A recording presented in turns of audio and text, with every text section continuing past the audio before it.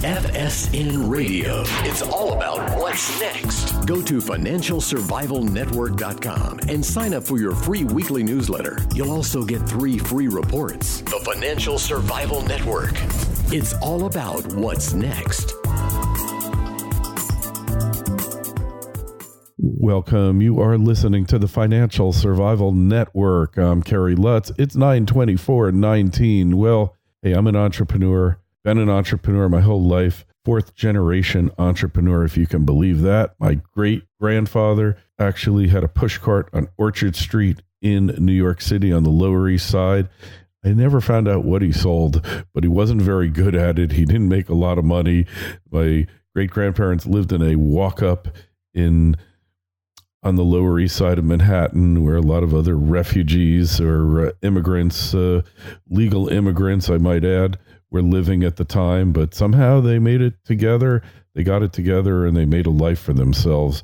Well, hey, if you've ever read one of these prosperity books, and there's a lot of them out there, I think self-help finance is probably the largest category of books in the bookstore, then this book you're going to want to read. It is called Making New Rich Books Work for You. It's by Kevin Price. You probably are familiar with Kevin. His nationally syndicated show, Price of Business, been on for nearly 30 years. Hey, before we get started, a reminder, as always, questions, comments. What is your thoughts about entrepreneur books, about get rich quick books? You read a few of them? Have they helped? Email us, kl@kerrylutz.com. So, Kevin, first, of course, welcome, but you've been doing radio. You've been dealing with people's questions on how to build wealth for a long time. So where did the book come from? The book came from, and thanks for letting me join you today. The book is kind of an evolution that was a result of, I've been in radio since the early 90s. This show, The Price of Business, since the early 2000s, almost 2 decades. And I got sick, physically sick, around a decade ago. And I mean, I was exhausted. And a lot of it had to do with working ridiculous hours, workaholism, perfectionism. And what's interesting is that after I got, and I was physically ill as well as a result of that. When I started feeling better physically, though, what was interesting is my disdain for my work didn't let up. I continued to struggle with, doing radio, which I'd done forever. I found it boring. I was interviewing guys like Robert Kiyosaki, author of Rich Dad, Poor Dad, presidential candidate, multi-billionaires, and I found it all very boring. Mm-hmm. And what had happened, it doesn't matter what you do, if you do it in excess and without moderation, you get burned out. I read Rich Dad, Poor Dad, had Robert on my show many, many times. I read 4-Hour Work Week 3 times, and each time I treated it like good literature. But in the early part of 2016, I decided, after years of exhaustion and really unhappiness around work, I was either going to quit my job and quit my business and get a job, or change my business entirely, or I was going to figure out how to make this business work and maintain some form of mental health in the process. And with that, I chose of the 3 options, the most sober of the 3, which was to figure out how to make it work. And so I went ahead and pursued the 4-Hour Work Week with a passion, a book I read 3 times, kind of treated it like literature. Mm-hmm. In February of 2016, I had really reckless abandonment in the way of all my fears, jumped into it. And within 60 days, I was working less than 10 hours a week in my primary business.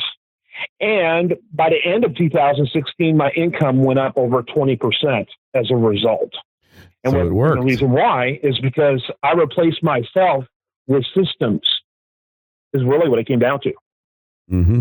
So just imagine, well, not to get political, but Comrade Bill de Blasio, he had the 7-hour work month going on while he was running for president. So he should have really cleaned up, right? The problem is that he failed to delegate properly, which is the key to this kind of thing working. And I had to learn to delegate. And a lot of business owners are afraid of delegating.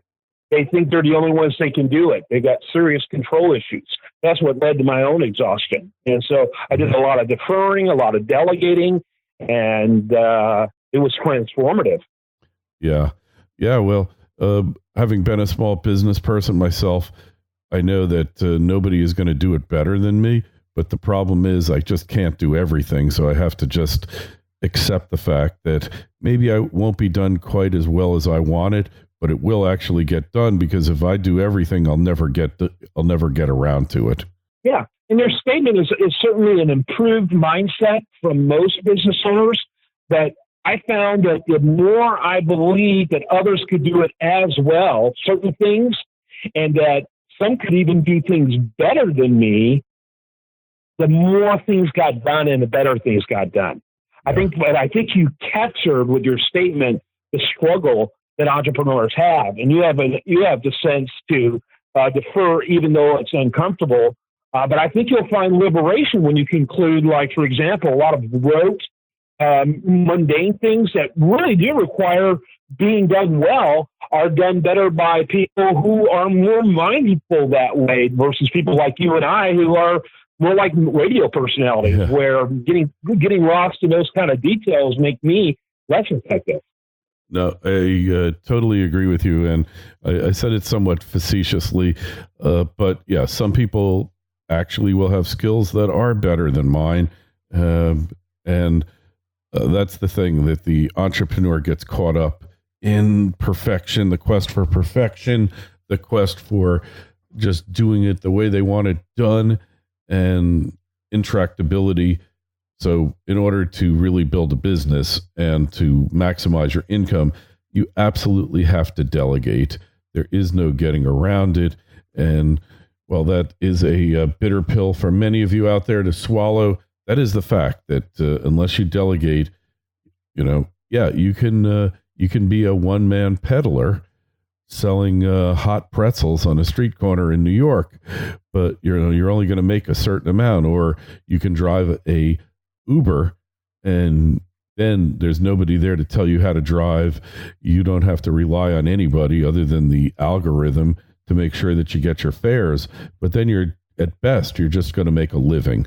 So delegation is the key, right? Well, that's exactly right. Robert Kiyosaki would say both of your examples are examples of trading time for money. And no one should trade. Everyone should strive to not trade time for money. They should be working towards mechanisms and business models that work even if they don't. J. Paul Getty, one of the richest men ever, said, "I'd rather make 1% out of the efforts of 100 than 100% of the efforts of one." Yeah, that's kind of teach a man to fish, and he can give a man fish, and he can feed himself for a day. Teach a man to fish, and he'll be able to feed himself for a lifetime. Teach a man how to run a fishing company, and he'll never have to worry about the smell of fish again. Right? There you go. I like that. Yeah. So, so this has worked for you. Do you think it really can work for everybody here, Kevin? Or is this just gobbledygook put out by self-help gurus who really never walk the walk, or all they do is talk the talk? Some of those books are that way. The ones I've been very fortunate, the ones that I have gravitated towards, clearly walk the talk. Tim Ferriss, author of of a 4-Hour Work Week in particular. Sure. I've watched him very closely, and there's great congruency between his behavior, his lifestyle, and his income. And I know from my own personal example, I did what he said. Hey, do this. I did this. And it wasn't years, it was months, 60 days actually. And my life had changed entirely. But you really have to have almost a reckless abandonment in your attitude. I'm just going to jump in. I'm going to stop asking questions. I'm going to stop the cynicism. So it requires a change of your mindset going into it. In fact, I identified about a dozen different things that make those books good reading, but people don't usually do much with them. And it's things like our cultural influences, our family of origin influences, our religious influences. All of those play a role. There's a nobility in poverty that is pervasive in the middle class. That people are making money, but they're really not doing a lot of work that you can see. Surely they're shifty. It's that kind of mindset that makes for poverty, or at best, middle income. Mm-hmm. Yeah. So, one thing, when you hire people nowadays, I think it was different. Back when my dad was starting his business, people, maybe there was more work ethic, or maybe they just felt they had less options. So they would pretty much do what they were told, and they didn't need validation. They didn't need their hands held. Now, this millennial generation, if you look at them, what about them? I mean, will this apply to them? Will they take the steps necessary to really achieve this success, or are they just going to whine? I think millennials are more likely than earlier generations to do it. And I know that sounds odd, but they don't like being told what to do. Mm-hmm. They don't like confines. They don't have any of these romantic notions about retiring with a gold watch that earlier generations thought about. And so I actually think they are more inclined to make it work. The problem with the millennial, as you alluded to, is their tendency to give up too easily and are easily, they're kind of fragile. But, the reality is they want to make it, they're going to work harder in order to do it. Their ability for delayed gratification is the strongest we've seen since the greatest generation, is what the surveys are showing. They're not tied to the idea of, I need a nice house. They don't need a nice car. Over 60% of all millennials who own homes say they wish they didn't. Mm-hmm. And so it's kind of a, they're not trying to keep up appearances like earlier generations had. So kind of a mixed bag, but I think they're right to be very successful. Now, if we're trying to delegate, I don't hire American millennials. My assistants are global, particularly out of the Philippines, where the official language is English. I can pay them twice of what they would normally get paid there to work for me, and it's a fraction of it's less than our minimum wage in this country.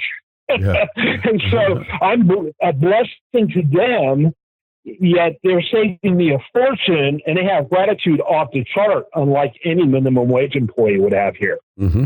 Yeah. So you're using virtual assistants. Do I have that right? FSN Radio. It's all about what's next. Trilogy Metals is a world-class developer in Alaska's Ambler mining district. The company already possesses 8 billion pounds of copper, 3 billion pounds of zinc, over 1 million gold equivalent ounces, and now over 77 million pounds of cobalt. Trilogy's Arctic project boasts an after-tax net present value of $1.4 billion with a 33% IRR. Trilogy is led by an experienced management team with proven success in discovering and developing projects in Alaska. The company is well capitalized, has no debt, and possesses strong institutional support. Trilogy trades on the New York and Toronto exchanges under the ticker symbol TMQ. To learn more, go to trilogymetals.com. That's trilogymetals.com. The Financial Survival Network. It's all about what's next.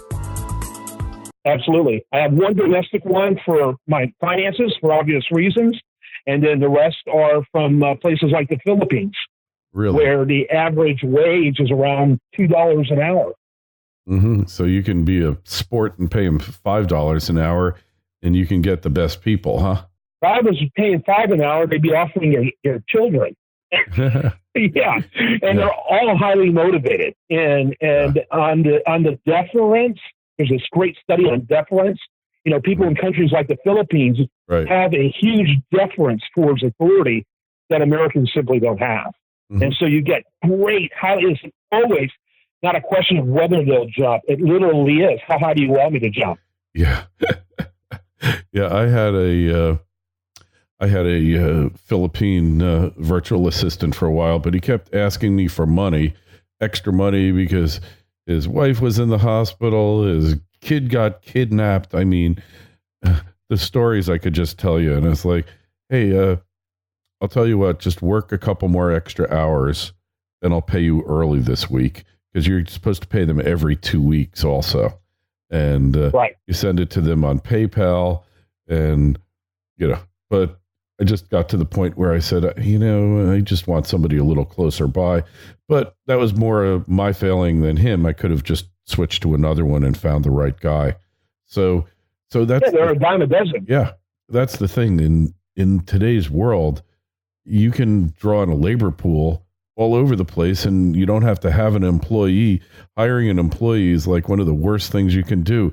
You're then subjected to a plethora of labor liability laws, sexual harassment. I mean, I guess you could harass somebody sexually by internet and other means. They'll find a way to make you liable for it. You can be sure. You're subject to U.S. labor laws and all of these insane regulations. You hire somebody from overseas, and it's like, hey, no bother, no problem. And it cuts your costs dramatically. Yeah. And I will say I had the same problems that you alluded to with your Filipino. And what I had to do is fire and hire. And then eventually my primary international VA has been with me for 6 years. And she's amazing. Yeah, that's great that you found the right one. And but you see, I had problems hiring Americans too. Yeah. So that's just it, and so I don't know. I think in the trade-off, in my experience, I've had less problems with the international ones than I have with the domestic ones, in my experience. Yeah. When you look at the totality of cost and everything else. Mm-hmm. Yep. Yeah, it's amazing that you can do that. The internet really has opened up the entire world to you, but you have to manage these people properly, and you got to hire them properly. Which I know how to hire Americans, but I'm not sure about foreign people, Philippines or whatever. So that's just one technique that you used, and you must get tons of emails. Do you have a virtual assistant screen your email first? I do. Yeah. Mm-hmm. It's really impossible to do less than 10 hours when you're in my business. As you know, you're in the same business without that kind of help when it comes to your mail. Mm-hmm. So we have a lot of auto replies. They're trained to go somewhere else. We're evolving to a point where I'm going to have a very private email, and I'll never see email again except for what I'm supposed to see. And yeah, absolutely. And I'm very fortunate. It took a lot of work, but my two VAs, both my domestic VA has been with me for almost 10 years. And my primary international VA has been with me now 5. And so we have a very high level of trust. That's great. Takes a long time to get there. Yeah. So did you ever meet this person? Or, I assume you do it on Skype or whatever, right? Never met her in person. Many conversations over the years via Skype, but never in person. Yeah. Interesting. Well, hey, so what else as an entrepreneur do I need to know here, and in order to get the most out of these books, to create the right mindset? You talk about the mindset. How do I get into that mindset? Well, for a lot of people, it's a lot of different things. Obviously, I'm interested in presenting my approach of the things I recognize as a challenge. And currently, the book's available for 99 cents because early on, my big passion is lots of reviews, and we're getting lots of good reviews. And so, just looking at the table of contents alone of the book, though, would give the reader kind of an idea of, I wonder how I do when it comes to my philosophy. I wonder if I do treat hard work as somehow more noble than smart work. We have a lot of those different mindsets that are continuously undermining us. And so really what I like the old very old saying, the biblical saying, in fact, is holding every thought captive. And I think we are continuously bringing ideas to the forefront of our minds that come from a history of being taught by teachers how to do business, and they never made $6,000 and 6 digits their whole life. I find it fascinating. We have business teachers that have never made 6 digits, and yet we're supposed to learn business from them. It's a very odd mindset. And we have teachers that our kids are exposed to all the way up through high school who never made more than 40 or 50 grand a year. And it's all about caution and why you should get a job and all kinds of things that are often anti-wealth oriented and certainly risk adverse. And if you're adverse to risk, you might as well plan on not being very financially successful. Yeah, you know what they say, those who can do, those who can't teach, those who can't teach teachers. So that's exactly true. Yeah, that's my experience with rare exception. Yeah, it's amazing. Well, so if there's one piece of advice you give to everybody besides buying your book who want to get started, who want to change their mindset today, how do you start? Oh, that's a great question. The way you start is by writing a list of everything you are currently doing as a business owner that's below your pay grade. What are you doing that is a $10 an hour activity, $8 an hour activity, $15 an activity? Write it all down on that list. And then go online, and I make no money off of this suggestion, but onlinejobs.ph and hire one person to do those jobs at $400 a month. Okay. That's what I would do. Yeah, that's a great idea. My father, at one time business wasn't good. We were in legal printing, and my father found himself one midnight, running a printing press. It was offset printing. We don't really have much of it now. Yeah, there is offset printing, but it's a fraction of what it was, because now it's all high-speed Xeroxes and stuff, duplicators. And at the time, he said, I'm running this press, and a pressman at the time, and this was like 40 years ago, made about $5.50 an hour. So he said, I'm worth more than a $5.50 an hour job. And I think that was his epiphany. From that point, he hired the people. He said, I can't afford to hire them, but I can't afford not to hire them. And I think that's the position that you out there find yourselves in. You can't afford that $400 a month, but you can't afford not to spend it. And it's time to get on the right path. Yep, absolutely. And I think if people did that and they could probably 90% of your audience that are small business owners, 90% of them could probably cut 10 to 20 hours what I just described. And certainly that would be worth $400 to them. And if they applied that 10 to 20 hours a week just to getting more business, that could lead to doing even more cutting of their hours. You see where I'm going. Absolutely. Hey, so the book is Making New Rich Books Work for You. There's a nice endorsement by Robert Kiyosaki on the front cover. It's by Kevin Price. Of course, you can find it at Amazon and wherever fine books used to be sold. Hey, Kevin, we really appreciate you coming on. Best of luck on the book. And hey, we'll look forward to speaking with you in the future on your next book. Hey, thank you so much. I really enjoyed it. Have a great day. FSN Radio. It's all about what's next. Go to financialsurvivalnetwork.com and sign up for your free weekly newsletter. You'll also get 3 free reports. The Financial Survival Network. It's all about what's next.